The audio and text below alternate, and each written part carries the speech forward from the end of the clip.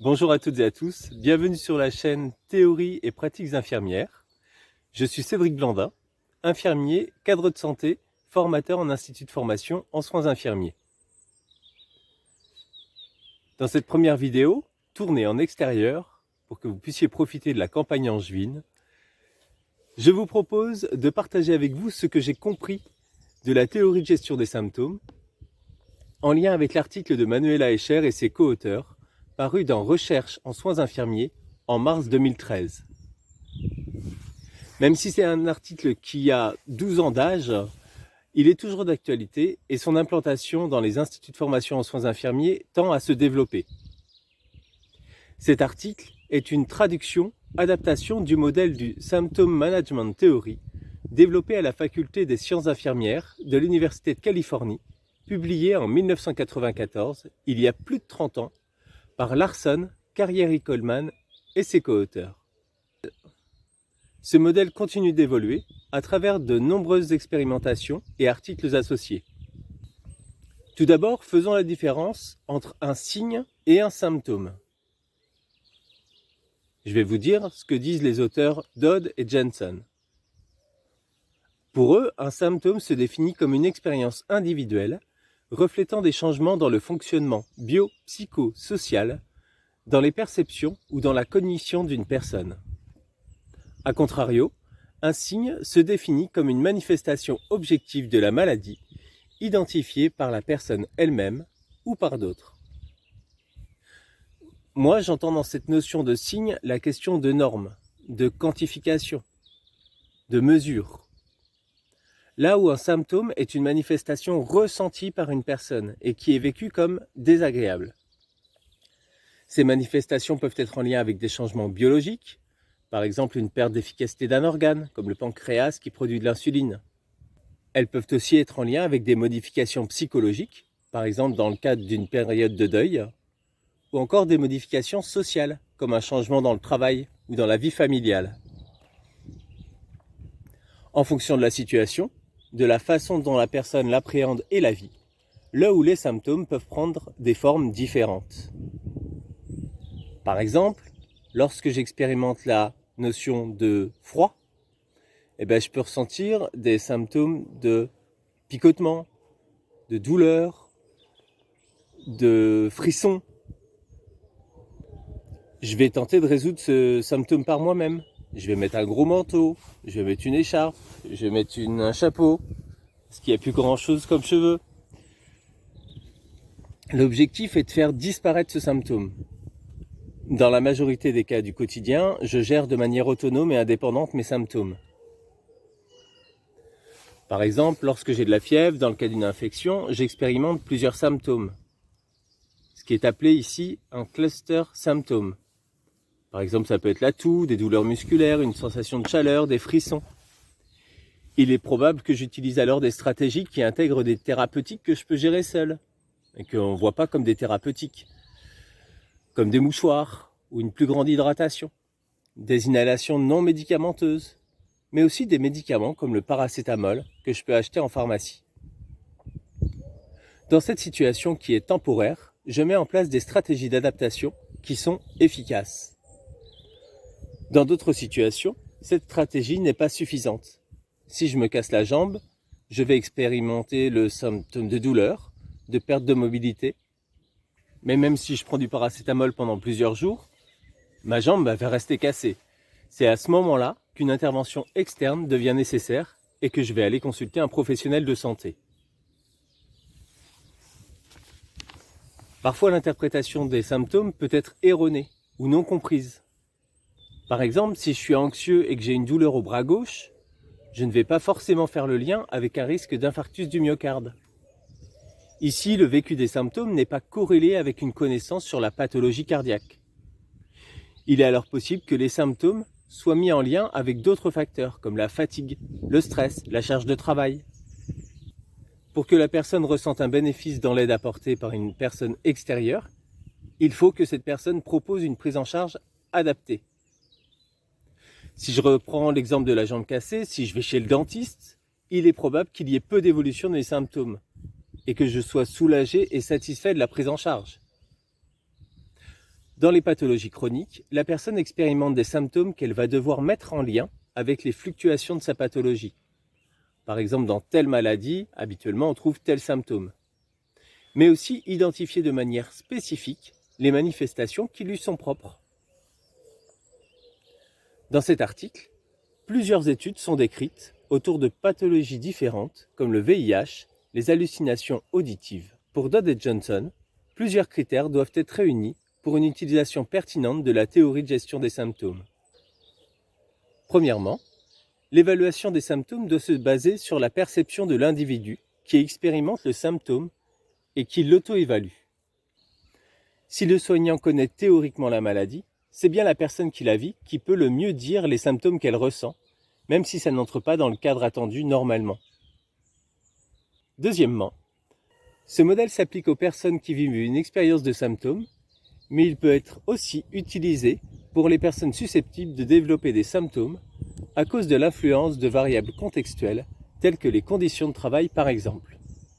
Dans ce cas, des stratégies d'intervention préventive peuvent être initiées. La théorie de gestion des symptômes ne s'adresse donc pas seulement aux personnes déjà malades, mais aussi à toutes celles qui sont dans des conditions où pourraient se développer des symptômes. Les gestes et postures professionnelles, la qualité de l'air et de l'eau, les pesticides, les politiques menées peuvent aussi être source d'un développement de symptômes.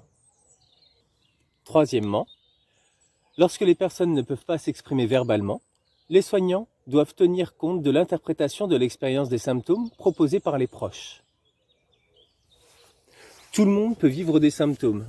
Ce n'est pas parce que je ne peux pas les exprimer que je ne ressens rien.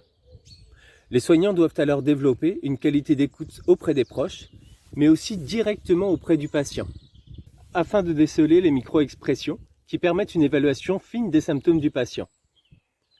Cette capacité se développe au fur et à mesure des expériences professionnelles, mais également à force d'être au contact du même patient au quotidien. Quatrièmement, tout symptôme gênant doit être géré. Le symptôme gênant est une source d'inconfort dans le quotidien du patient, surtout lorsqu'il est récurrent. Sa gestion peut alors prendre plusieurs formes. Ça peut être le travail sur la posture, sur les thérapeutiques, sur la gestion du ressenti. Même si des solutions ne sont pas possibles pour tous les symptômes, la gestion peut aussi être une écoute attentive, un soutien, une présence. Cinquièmement, les stratégies de gestion du symptôme peuvent s'adresser à la personne, une famille, un groupe ou un environnement de travail. Dans cette proposition, le collectif, l'environnement peut être intégré. Par exemple, la création de rampes d'accès dans l'ensemble des administrations publiques, ou encore l'accès nouveau au remboursement de fauteuils roulants, sont autant de stratégies de gestion des symptômes. Cela va donc bien au-delà de la seule posture infirmière, mais cette infirmière, par son intervention dans de nombreux environnements, est à même d'identifier les besoins de santé de la population et de proposer des pistes d'amélioration. Enfin, sixièmement, la gestion des symptômes est un processus dynamique qui peut être modifié par les résultats obtenus par la personne et par les interrelations entre la personne, la santé-maladie et l'environnement, trois notions capitales dans le domaine des sciences infirmières. Dans ce dernier prérequis à l'utilisation de la théorie de gestion des symptômes, il est essentiel de souligner la dimension dynamique de ce processus. Il va sans aucun doute y avoir de nombreux allers-retours pour la personne, tant autour de ses symptômes propres à la maladie, qu'à ses conséquences sur elle, sur son environnement social et familial, sur son système de valeurs. L'infirmière peut alors être une partenaire privilégiée pour la personne dans ce chemin. La théorie de gestion des symptômes, de niveau intermédiaire, s'appuie sur 3 points. L'expérience des symptômes, la stratégie de gestion des symptômes et les effets obtenus sur les symptômes. J'aborde ici le premier prisme, l'expérience des symptômes. Dans cette expérience des symptômes, nous retrouvons 3 critères qui se répondent. La perception des symptômes, l'évaluation des symptômes et la réponse aux symptômes. Avant de répondre, il faut percevoir ces symptômes et s'arrêter dessus pour qu'ils montent pleinement à la conscience. Souvent on entend « non, ce n'est rien, c'est juste un coup de fatigue, c'est passé ou ça va passer. En plus, culturellement, la question de l'écoute de ce qui se passe pour soi en soi est parfois perçue comme « tu t'écoutes un peu trop ». Alors il arrive qu'on ne s'écoute pas vraiment avec un léger sentiment de culpabilité. Il y a pire que moi. Certains symptômes comme la douleur sont en plus connotés socialement. Dans les sociétés judéo-chrétiennes, cette douleur a longtemps été mise en lien avec la souffrance du Christ et elle doit être supportée. Même si la société évolue, nous restons néanmoins marqués par notre cadre culturel. Une fois que les symptômes sont identifiés, conscientisés, le sens qui leur est donné peut être différent. Si nous étions dans le modèle du jugement clinique de Tanner, nous serions dans le bagage. Nous avons tous une connaissance rudimentaire de ce qui est normal ou non dans notre corps. Mais nous ne sommes pas toujours en mesure de faire du lien entre ce qui nous arrive et les causes. Nous pouvons aussi faire des liens entre ce que nous vivons maintenant et ce qu'un parent ou un frère a vécu avant. Toutes nos expériences passées, nos croyances, nos valeurs peuvent avoir un impact sur nos perceptions actuelles des symptômes qui nous traversent. La réponse que nous allons apporter sera donc différente en fonction de ce que nous avons compris, mais aussi en fonction des moyens que nous avons pour y répondre. J'ai bien compris qu'il faut manger 5 fruits et légumes par jour, mais je n'ai pas les moyens de me les acheter. J'ai bien compris que fumer c'est mal, mais c'est la seule réponse que j'ai pu mettre en place pour gérer mon stress.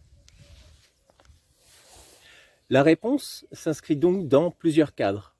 Le contexte social, politique, économique, mais aussi celui des croyances personnelles et collectives. Regardons maintenant le prisme stratégie de gestion des symptômes. Dans cette partie, Escher propose de s'appuyer sur la méthodologie CQQ c'est occupé. Alors CQQ c'est occupé, combien, qui, quoi, comment, où, à qui et pourquoi. Chacune de ces questions permet d'identifier à la fois les intervenants qui peuvent venir en appui dans la gestion de ces symptômes, mais aussi les conditions dans lesquelles ils interviennent, directement ou indirectement, auprès de la personne ou du groupe de personnes. Ces stratégies peuvent prendre plusieurs formes. Elles ne sont pas exclusivement sanitaires ou infirmières, bien que nous soyons dans une théorie intermédiaire en sciences infirmières. D'ailleurs, cette théorie est utilisée dans plusieurs disciplines. Ce qui est par contre spécifique à la formation infirmière, c'est que le métaparadigme infirmier inscrit la personne dans son environnement en lien avec ses caractéristiques de santé et les dispositifs de soins mis en place pour prévenir, traiter et pallier aux pathologies. C'est dire si la palette d'intervention de l'infirmière est large et peut s'appuyer sur un réseau partenarial complexe. Les interventions proposées à la personne doivent être précisées, quantifiées, pour qu'elles répondent à la fois aux critères de diminution, voire à la suppression du symptôme, mais aussi à sa soutenabilité, c'est-à-dire la façon dont la personne va pouvoir intégrer ces nouvelles connaissances, ces nouveaux gestes et parfois ces nouvelles contraintes dans son quotidien. C'est alors que la question de l'objectif devient particulièrement importante. La question que nous devons alors nous poser en tant que soignants est la suivante. À qui appartient cet objectif ? Est-ce que c'est ce que je pense être bon pour le patient, qui est important ? Rentrer dans la bonne fourchette IMC ? Arrêter de fumer ? Est-ce que c'est ce que le patient souhaite ? Bien sûr, nous allons presque tous répondre que c'est l'objectif du patient qui prime. Mais dans notre quotidien, est-ce que c'est vraiment comme ça que ça se passe ? Si c'est le cas, tant mieux. C'est ici qu'apparaît le concept d'adhérence. Toujours selon Dodd, Jensen et les co-auteurs, il est défini comme la manière dont le destinataire reçoit ou utilise la stratégie prescrite. Encore une fois, la notion de prescription est ici intéressante. La prescription étant un peu comme une règle, une loi qui doit être suivie sans y déroger. Une expérience a été réalisée sur la prise de traitement sous diverses formes, comprimés, gélules, gouttes, auprès d'étudiants en pharmaco. Bien sûr, il n'y avait pas de principe actif dans les médicaments. Et le résultat est qu'aucun étudiant n'a suivi la prescription de manière systématique. Et en plus, une grande partie de ces étudiants ont tout simplement arrêté de prendre les traitements. Dans le concept d'adhérence, c'est la notion d'acceptabilité qui rentre en jeu. Dans ce contexte, s'ouvre un espace de négociation entre la personne et les soignants. Le soignant doit apporter les éléments de connaissance qui manquent, les informations qui vont permettre à la personne de prendre une décision en conscience et avec ses capacités actuelles, qu'elles soient psychologiques, sociales et cognitives. Et donc dans le concept d'adhérence, d'autres éléments rentrent également en compte et ils doivent être pris en compte pour que la personne soit dans les meilleures dispositions pour entendre les propositions de soins. Mon chat, qui est resté à la maison, ma conjointe dont je suis l'aidant principal et qui ne peut rester seule au domicile, mon entreprise, qui est à la fois ma responsabilité et ma source de revenus, peuvent par exemple être autant de facteurs favorisant un état d'anxiété qui m'empêchent de me centrer sur mes propres besoins, alors que j'ai bien identifié les symptômes et la nécessité de les prendre en charge. Ces problèmes annexes, non principaux dans ma pathologie, risquent d'avoir une influence majeure dans ma capacité à adhérer au projet de soins. Les professionnels vont alors devoir prendre en compte ces besoins spécifiques pour permettre d'accéder finalement à la personne. Pour résumer, au sujet de l'adhérence, 2 facteurs vont avoir un impact sur la capacité d'accepter ou non les soins. La première est la disponibilité contextuelle de la personne liée à son environnement de vie, et la seconde est sa capacité à intégrer les interventions dans son organisation, à identifier les bénéfices à intégrer de nouveaux comportements. Changement de décor pour aborder le dernier point, le prisme effet obtenu sur l'état des symptômes. Dans ce concept, les résultats sont évalués selon de nombreux critères, qu'ils soient émotionnels, fonctionnels, qu'ils évaluent l'impact sur la mortalité ou la qualité de vie, les conséquences économiques, les capacités d'autosoin de la personne, ou enfin l'évolution de la morbidité et de la comorbidité. L'objectif des soins proposés vont au-delà de ce que von Arx appelle le corps-objet matériel. Ce n'est pas qu'une question de résolution du fonctionnement biologique qui est visée, mais un système plus global qui s'équilibre. La balance bénéfice-risque doit être positive pour la personne, sinon il risque d'y avoir une non-adhérence, quitter les soins prématurément, arrêter les exercices physiques, reprendre des conduites alimentaires à risque. Dans cette triade expérience des symptômes, stratégie de gestion des symptômes et effets obtenus sur l'état des symptômes, on peut alors observer l'interconnexion entre les différents concepts. Si je ne perçois pas les symptômes, je ne repère pas mon besoin de soins. Si le besoin de soins n'est pas adapté, je n'accepterai pas les interventions qui me permettront de mieux repérer et d'agir sur mes symptômes. Et si les effets obtenus ne sont pas suffisants pour maintenir la motivation nécessaire, je risque de ne pas adhérer aux stratégies de gestion des symptômes. Cette théorie intermédiaire peut être mise en lien avec plusieurs autres théories de soins, comme celle de la transition de Mélaïs, l'autosoin d'Orem, la théorie du confort de Kolkaba, ou encore la théorie des relations interpersonnelles de Peplo. Chacune de ces théories de soins vient nourrir l'objectif de réduire ou supprimer les symptômes, soit par le développement de compétences par la personne, soit par la posture professionnelle, infirmière, de soutien, d'éducateur à la santé et de soignant. Nous voici donc à la fin de ce premier épisode de Ce que j'ai compris autour de la théorie de gestion des symptômes. J'espère qu'il vous sera utile pour mieux comprendre cette théorie et vous aidera dans l'accompagnement des personnes. N'hésitez pas à me mettre un message en commentaire pour continuer d'échanger sur le sujet. À bientôt!